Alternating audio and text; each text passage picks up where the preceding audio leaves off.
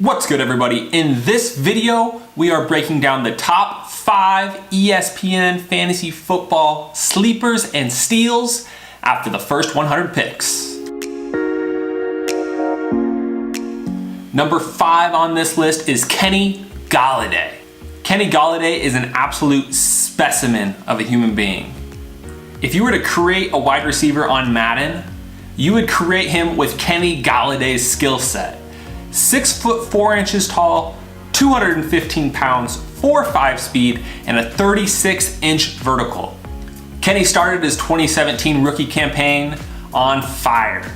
The rookie caught 4 passes for 69 yards, 2 touchdowns, with one of them being the game-winning diving touchdown into the end zone to seal it for Detroit. Golladay suffered a hamstring strain in his 3rd game, putting the hype train and his rookie season on hold. He returned in week 10, and while he played in week 10 and week 11, he was only playing about 30% of the snaps. From week 12 on, Kenny Golladay was on the field almost all the time. They used him as a deep threat, they threw screens to him, they even ran a reverse with him against Tampa Bay in week 14. They were trying to use Kenny Golladay. And why wouldn't you? He's the create a player of football players. He's 6'4". He's fast. He burns people. On a fantasy points per target basis, he was 13th in the league. Yes, he plays behind Golden Tate and Marvin Jones. Golden Tate being one of the best slot receivers in the league, and Marvin Jones maybe the most underrated and a contested catch magician. But Detroit plays almost 3/4 of the time in 11 personnel. And what that means is there's 3 wide receivers on the field, making there that other outside spot for Kenny Golladay. The Lions replaced Eric Ebron with Luke Wilson this offseason, leaving a nice opening in the red zone offense. And I could see Kenny Golladay being that new go-to weapon in the red zone for Matt Stafford, being a nice big target, and Luke Wilson kind of just always being meh. And I'm not saying that Kenny Golladay is going to come out here and be the next AJ Green. I think we might still be a little early in his development for that. But the fact he's going after someone like Danny Amendola is going before Kenny Golladay on ESPN is mind-blowing. Kenny Golladay, if given the opportunity, can be a star in this league. What more can you ask for in the 12th round than that type of lottery ticket? Number 4, George Kittle, San Francisco 49ers tight end. Kittle was a 5th round pick in last year's draft as a big athletic tight end. He ran a 4.5 combine, the same speed as we just talked about Kenny Golladay. Kittle was being used a lot early in his rookie season until he had a leg injury in week 9. But once Jimmy Garoppolo took over, he was pretty good down the stretch. Under Jimmy Garoppolo, it wasn't even the same team. If the 49ers offense can continue on that pace they were on at the end of last year, there's going to be opportunities in the red zone. And that's where Kittle comes in, is he had 16 red zone targets. He had 63 targets, and 16 of them were in the red zone. Dante Pettis, 6'1", Marquise Goodwin, 5'10", Pierre Garçon, 6 foot, and then the running backs are Jerick McKinnon and 190-pound Matt Breida. He could be a red zone monster. Big Tyler Eifert a few years ago. By far the most appealing thing about George Kittle is his price. He is going after guys such as Austin Seferian-Jenkins, Mike Gesicki. He's going right next to the headache that's going to be O.J. Howard and Cameron Brate. He has the most opportunity to break out of any of those guys and be in that top 7 tier. The 18th tight end off the board is just too late for this much upside. In FFPC high stakes leagues and in the MFL 10 best ball ADP, he is the 11th tight end off the board. So if you miss the run on tight ends or you're a wait and stream kind of guy, there's not a better person to start with that late than George Kittle. Number 3 is Aaron Jones. Jones is suspended for the first 2 games of the season for violating the league's substance abuse policy.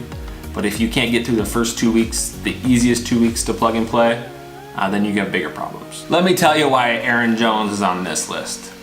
1, the person standing next to Aaron Rodgers in that Green Bay offense is valuable as hell. Number 2, I don't think anyone knows who that starting running back is. And number 3, he's the cheapest. You're getting the cheapest of the backfield, who might just be the most talented, and one of the most valuable offenses in the league. When thinking about the possible range of outcomes for Aaron Jones, There's scenarios where at the end of the season and you're in the playoffs, you're making a decision between, am I gonna start Aaron Jones this week or am I gonna start Dion Lewis or Alex Collins? He can be that back end RB1, high end RB2 if he gets the spot in this Green Bay offense. He's also gonna be incredibly easy to make start-sit decisions with. If he's not starting, you don't start him. Aaron Jones scored 4 touchdowns last year, 2 of which came on red zone plays within the 10 and up the gut, where he made one guy miss and then hit the hole hard to score. The 3rd touchdown was another designed between the tackles run that he bounced outside for a big gain that led to a touchdown. And finally, the 4th touchdown he scored was a huge gain, another right up the middle between the tackle run that he took to the house against the Saints. But there's a reason he's not going in the first 6 rounds. This is sleepers and steals. We haven't seen Aaron Jones much as a receiver. He was a decent receiver in college. Ty Montgomery is no doubt going to be used in the passing game some. The converted wide receiver is part of the plan, but they're all injury prone. If Aaron Jones is back there and has the opportunity to start, you have to start him. You have to start the starting Green Bay running back. There's too much opportunity not to. Nobody right now can tell you what the Green Bay situation is going to be like. But if Aaron Jones can pull it off and take that starting job at some point this year, he's going to give you upside that no one else at his ADP is going to give you. He's going after Frank Gore and Devonta Booker.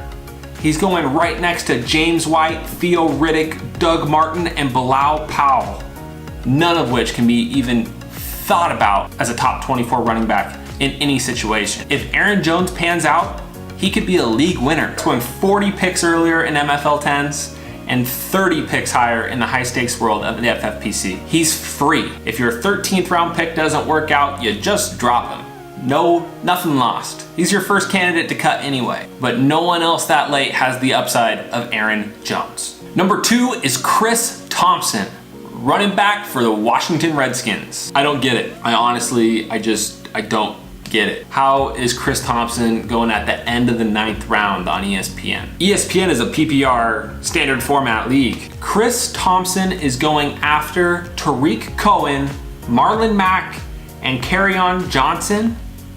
When healthy, Chris Thompson is an easy plug and play RB2. Know what you're gonna get. 4 catches, 50 yards. He might score a touchdown. He might break one off. But he is safe. And in a top-heavy RB world like we're in 2018, to find someone that you can just plug and play at that RB2 spot without thinking about it, it's invaluable. Oh, but Dan, Chris Thompson has Darius Geis there this year.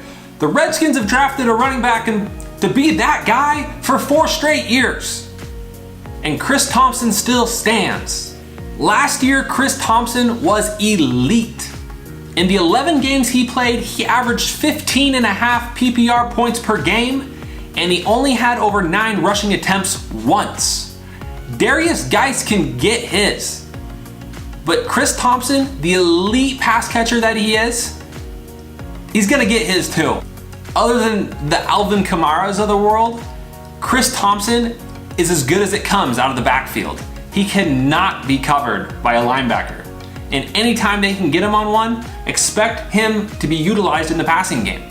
Washington running backs caught 86 passes last year, and Kansas City, where Alex Smith is coming from, caught 90 out of the backfield last year. At the end of the 9th round, if you need some security and some floor, you can't go wrong with Chris Thompson.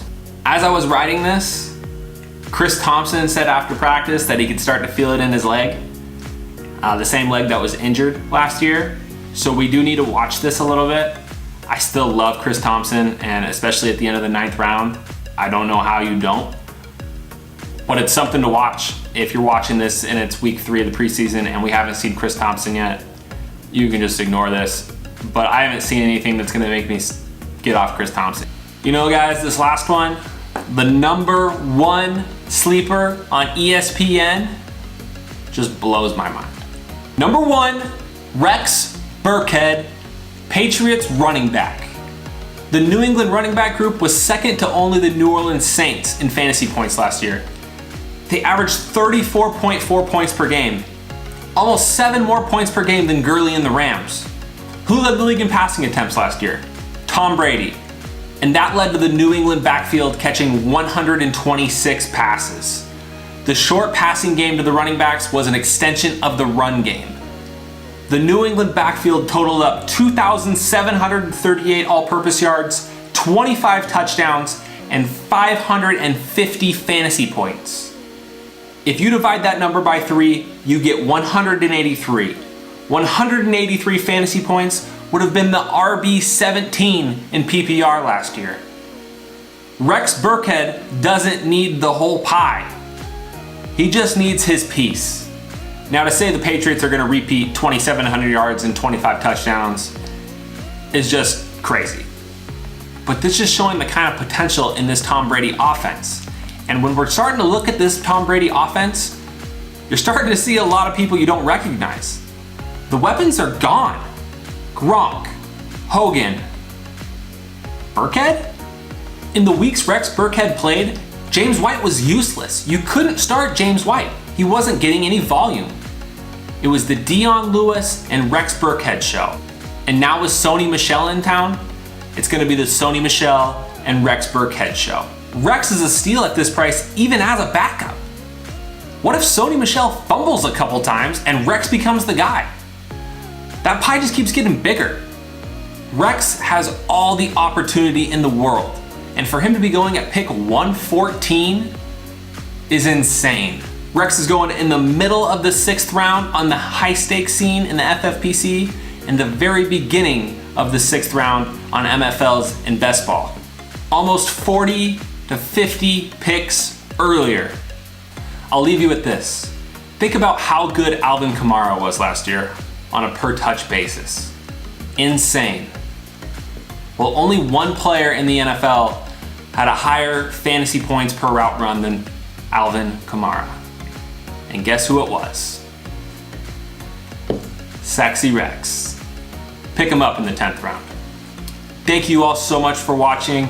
I will be live streaming MFL 10s in the coming days. If you liked this video, hit the subscribe button. I appreciate it. Join the Dub Club. We're gonna be getting championships all over the place this year.